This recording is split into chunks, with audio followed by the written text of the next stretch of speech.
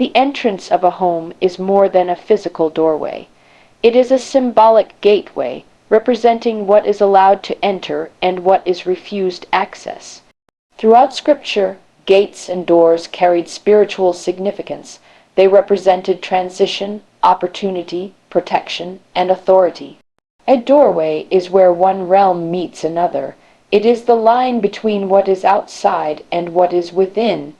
And because of this, many believers choose to pray intentionally over their entrances, dedicating them as places covered by divine peace and order. And placing salt near the front door is often done as a symbolic act of consecration. It is not about superstition, nor is it a mystical formula for attracting wealth. Rather, it serves as a visible reminder of covenant, prayer, and spiritual intentionality. In the Bible, salt was associated with preservation and purity. It represented something set apart, something protected from corruption. When used symbolically in prayer, it can remind a believer that their household belongs to God and is not left vulnerable to every external pressure. And many people unknowingly carry the burdens of the outside world into their homes. Stress from work, fear about the future, financial anxiety, emotional heaviness, and relational tension often cross the threshold with them. Over time, a home that was meant to be a refuge begins to feel weighed down by invisible pressure. This is why intentional prayer at the doorway can be meaningful.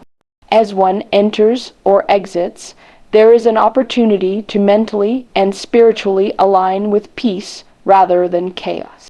And some believers place a small amount of salt by the entrance while praying words of blessing over their home. They may quietly declare that everything entering the household must align with peace, wisdom, and provision. This act becomes less about the salt itself and more about creating a sacred habit of awareness. Each time they pass through the doorway, they are reminded that their home is not merely a building, but a space they are intentionally cultivating. And a front door also represents opportunity. Just as a home has a physical entrance, life contains metaphorical doors, new jobs, business ideas, partnerships, contracts, promotions, and opportunities that can shift one's financial situation. In this sense, praying at the doorway can become a symbolic act of asking for open doors in life. It reflects a mindset of expectancy, not passive waiting. The believer acknowledges that while effort is necessary, ultimate provision comes through opportunities that align with wisdom and timing. And the act may also encourage gratitude. A doorway is something crossed countless times without thought, yet it represents shelter, safety, and belonging. Pausing there in prayer shifts attention toward what is already present rather than only what is missing. Gratitude changes perception, and perception influences action. A person rooted in gratitude often approaches life with greater clarity, resilience, and discipline. These qualities can have very practical effects on finances and decision-making, and for some, the front door becomes a place of daily declarations. Before leaving in the morning, they may pause and pray for favor, discernment, and productive work. Upon returning, they may consciously release the day's burdens before stepping inside. This creates a boundary between external demands and internal peace. Over time, such practices can help establish emotional steadiness, which is deeply connected to sound judgment, healthy relationships, and consistent effort in areas of personal growth and financial responsibility, and corners are often the most overlooked parts of a home. They are quiet spaces, easily ignored, where dust gathers unnoticed and clutter can accumulate without immediate attention. Because of this, many people view corners symbolically as places where neglected things settle. In spiritual reflection, corners can represent hidden burdens, unresolved tension, or lingering emotional heaviness that is not always visible on the surface. And placing salt in the corners of a home is commonly practiced as a symbolic act of prayer for cleansing and renewal. The purpose is not to treat salt as possessing special power, but to use it as a physical reminder of the desire to create an atmosphere marked by peace, order, and intentionality. In Scripture, salt was frequently associated with purity, preservation, and covenant. It carried the meaning of something protected from decay and dedicated to sacred purpose. And a home is deeply affected by its atmosphere. Atmosphere is not merely about decoration or cleanliness, but about the emotional and mental energy cultivated within a space. Homes can become environments of tension when stress is left unmanaged, communication breaks down, or fear begins to dominate daily thought patterns. Financial pressure especially has a way of affecting the emotional climate of a household. Worry over bills, debt, delayed opportunities, and uncertainty about provision can silently shape the mood of an entire family. And when individuals move through a home while intentionally praying over each corner, they are often engaging in more than a symbolic ritual. They are practicing mindfulness and spiritual awareness. Going from room to room with deliberate focus can prompt reflection on areas of life that need attention. One corner may represent a need for emotional healing. Another may remind someone of unresolved conflict. Another may become a place to pray for wisdom in finances, career decisions, or family responsibilities. And the corners of a room also symbolize boundaries. A room is defined by its edges, and boundaries are essential for order. In life, lack of boundaries can create chaos. Overspending, poor time management, unhealthy relationships, and scattered priorities all erode stability over time. Praying in the corners can serve as a reminder to restore healthy limits and structure. Financial peace often depends as much on discipline and intentional choices as on income itself. And this practice may also encourage decluttering, both physically and mentally. As people place salt or pray in corners, they often notice neglected spaces that need cleaning or organizing. The physical act of clearing dust or removing clutter can have a surprisingly powerful psychological effect. External order often supports internal clarity. A clean, intentional environment can reduce overwhelm and help individuals feel more capable of handling practical responsibilities. And for many, this act becomes an opportunity to reset the atmosphere of the home. Rather than allowing the environment to be shaped passively by whatever pressures enter throughout the week, they take an active role in defining what kind of space they want to cultivate. A home can become a place of restoration rather than depletion when it is approached with intentional care. And some believers quietly pray declarations while moving through the rooms, asking for wisdom, peace, discipline, and healthy communication. Others simply use the moment to reflect, breathe, and release accumulated tension. The corners then become symbolic touchpoints for areas of life that require renewal. What is hidden is acknowledged. What has been ignored is brought into awareness. What feels stagnant is approached with fresh intention. The practice creates a rhythm of attention, reflection, and deliberate care over one's living environment and daily mindset. And money is rarely only about numbers. It is closely tied to emotions, decisions, habits, priorities, and long-term planning. A wallet, purse, cash drawer, or financial folder may seem like ordinary objects, but they often carry symbolic weight because they represent security, responsibility, and one's relationship with resources. For many people, financial anxiety becomes concentrated around these areas. Bills, bank statements, unpaid balances, savings goals, and business records can all become visual reminders of pressure or uncertainty. And placing salt near a wallet or financial documents is often used as a symbolic act of dedicating one's finances to order, discipline, and intentional stewardship. The salt itself is not viewed as producing money or magically changing circumstances. Instead, it serves as a physical reminder that finances require attention, wisdom, and alignment with clear values. In biblical symbolism, salt represented preservation and covenant. It was connected with maintaining what is valuable and protecting against corruption or decay. And this symbolism can be meaningful when applied to money management. Financial instability often grows not only from external hardship, but also from patterns of neglect, impulsive decisions, lack of planning, or emotional spending. By placing salt near a wallet or important documents, some individuals create a ritual of awareness. Each time they reach for their wallet or open a financial folder, they are reminded to approach money thoughtfully rather than reactively. And a wallet represents flow. It is where money enters and exits in daily life.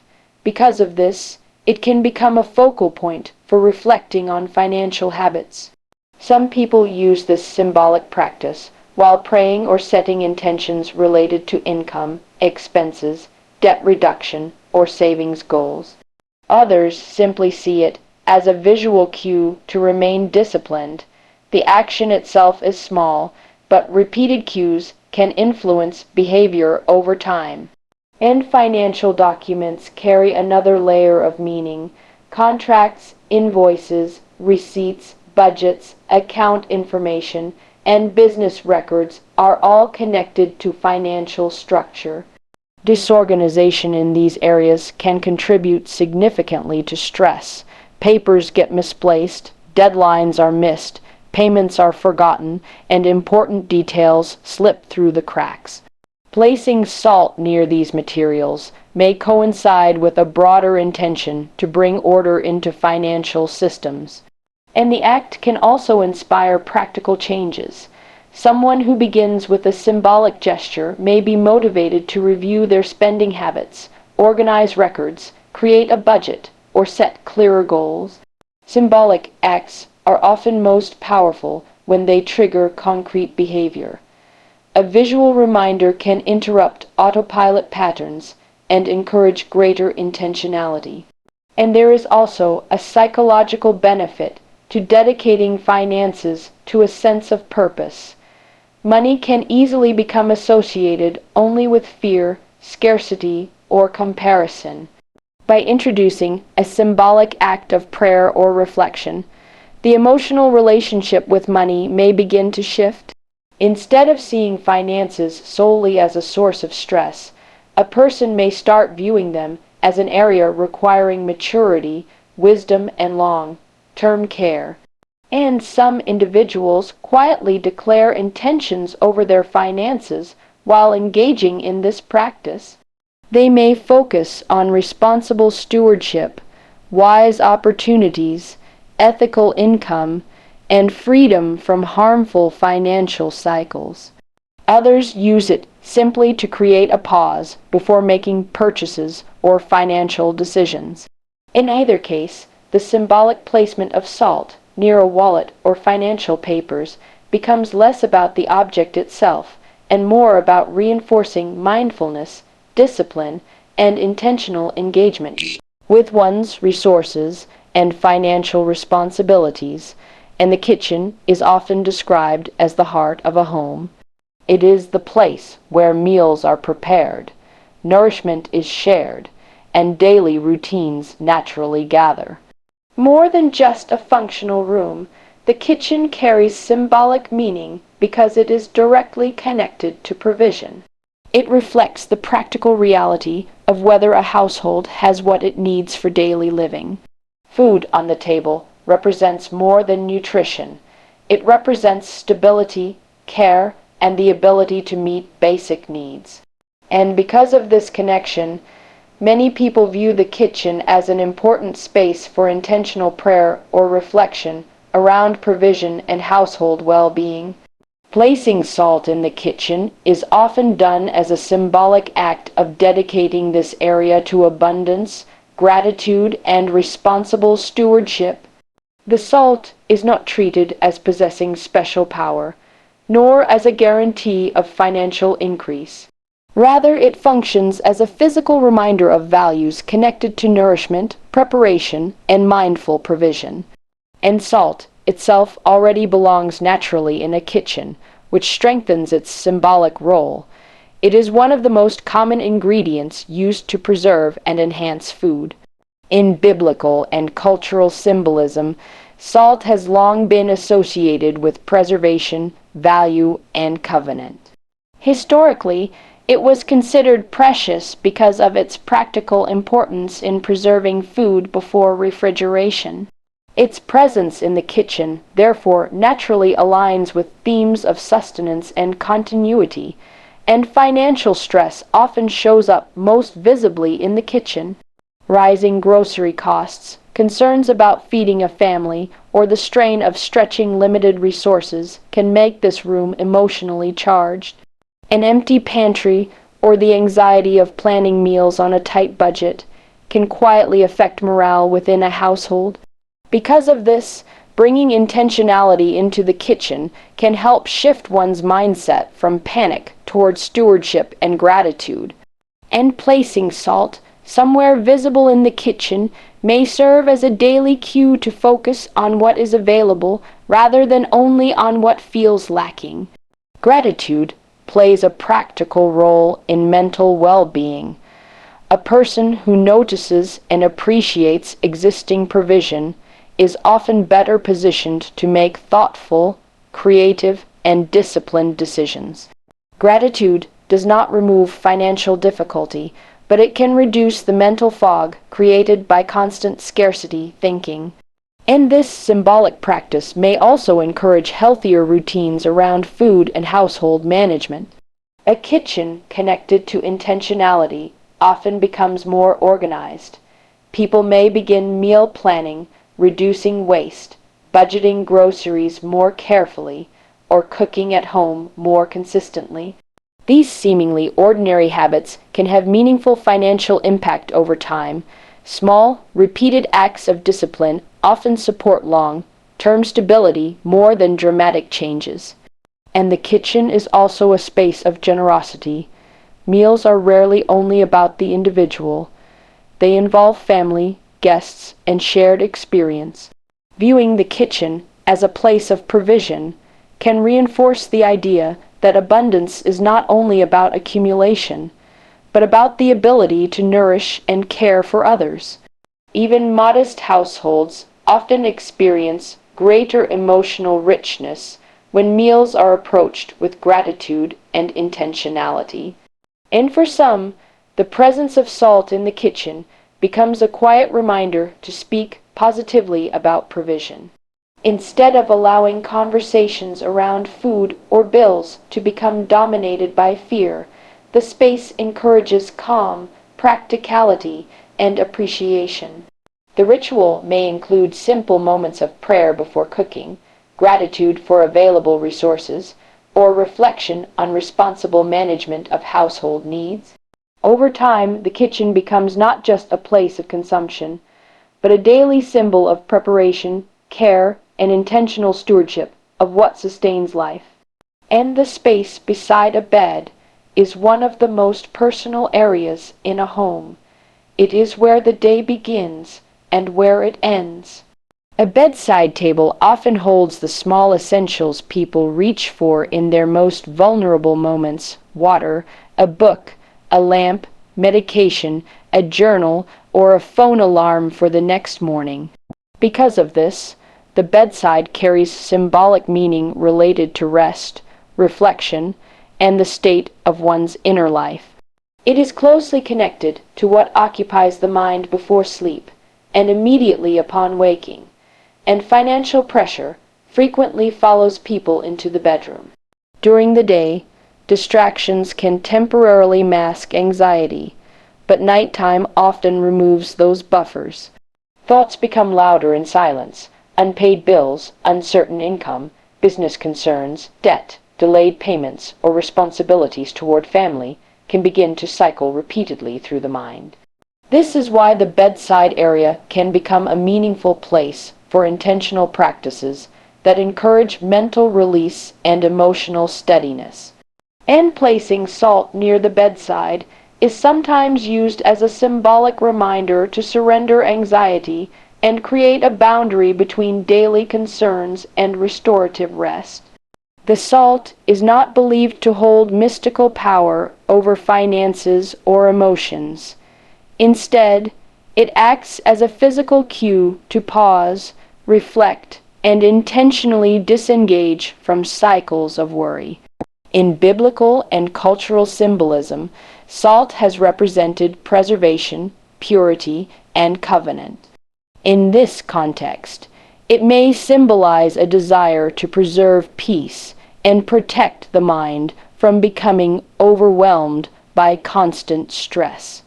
And sleep is deeply connected to overall well-being and practical decision making. Chronic financial worry often disrupts sleep, which can then impair judgment, increase irritability, reduce concentration, and contribute to impulsive behavior. When rest is compromised, even manageable challenges can begin to feel unmanageable. A symbolic practice at the bedside can therefore support a larger goal, protecting the quality of rest so that the mind remains capable of sound decisions. And some people pair this practice with a nightly routine. Before bed, they may pause for a moment of gratitude, reflection, or prayer. They might mentally review the day, acknowledge unresolved concerns, and intentionally release what cannot be solved at that hour. This creates psychological closure.